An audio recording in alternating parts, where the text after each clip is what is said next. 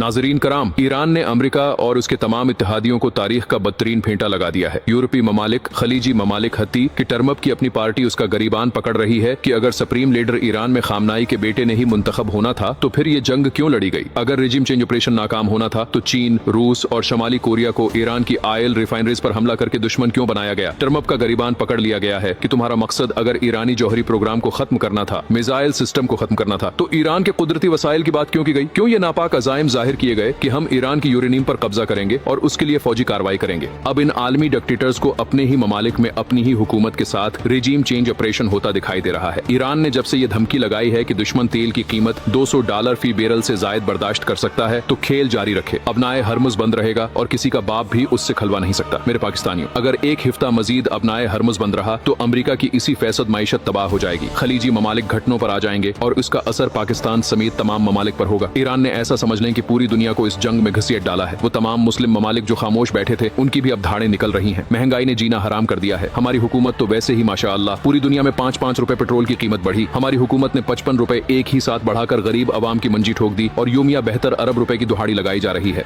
ऊपर से ईरान मुख्तलिफ स्ट्रेटजीज इस्तेमाल करके इस जंग को नॉर्मलाइज कर रहा है जो अमेरिका के लिए जहनी टेंशन का बास बन रही है। अब ईरान ने पेंटिंग्स बनाकर 500 से जायद अमरीकी मिसाइल जाया करवा दिए। एक मिसाइल की कीमत तकरीबन $6 मिलियन थी। फिर ईरान ने डेमी टैंक्स और हेलीकॉप्टर्स चाइना से खरीदे जिनमें हुआ भर के मुख्तलिफ जगहों पर उन्हें खड़ा किया गया। सैटेलाइट के जरिए अमेरिका ने समझा कि असल टैंक खड़े हैं। उन्होंने बमबारी की और फौरन प्रेस कॉन्फ्रेंस करके कह दिया कि हमने ईरान के 40 टैंक्स और सैकड़ों हेलीकॉप्टर्स और फाइटर जेट्स तबाह कर दिए। फिर ईरान ने चुपीड़ मारते हुए बताया कि वो तो डमी हेलीकॉप्टर्स थे, वो तो पेंटिंग्स थी जिन पर आपने अरबों रुपए के मिसाइल दे मारे हैं। फिर सहूनी गलतियों पर गलतियां कर रहे हैं। उन्होंने ईरान की ऑयल रिफाइनरीज पर हमला किया जिस पर अमेरिका भी शदीद नाराज हुआ क्योंकि डायरेक्ट चीन और रूस जंग में कूद पड़े। इसी फैसद माईशत उनकी ईरानी तेल पर चलती है। उन्हें ये वाज़ेह नजर आ चुका है कि अगर ईरान में रिजीम चेंज ऑपरेशन हो गया, हुकूमत तब्दील हो गई या मुश्तबा खामनाई को भी अमेरिका ने कत्ल करवा दिया तो हम पर तेल की पाबंदियां लगेंगी और चाइना और रूस तबाह हो जाएगा। इसलिए अब वो बराह रास्त जंग में कूद पड़े हैं। वो मिसाइल भी दे रहे हैं जिन पर कोई ट्रैकिंग नंबर नहीं है, कोई छलका नहीं है। साइहुनी कितों को पता ही नहीं चलता कि ये कौन से मुल्क से मिसाइल आ रहे हैं। रूस अपनी इंटेलिजेंस दे रहा है। ईरान को हर चीज का पहले से पता होता है कि कहां पर मीटिंग्स हो रही हैं, ट्रम्प क्या कर रहा है, नेतन्याहू क्या कर रहा है, कहां पर फौजी हरकत हो रही है। लिहाजा ईरान ने अब जाकर 10 दिनों बाद अमेरिका और उसके इत्तेहादियों को बदतरीन शिकस्त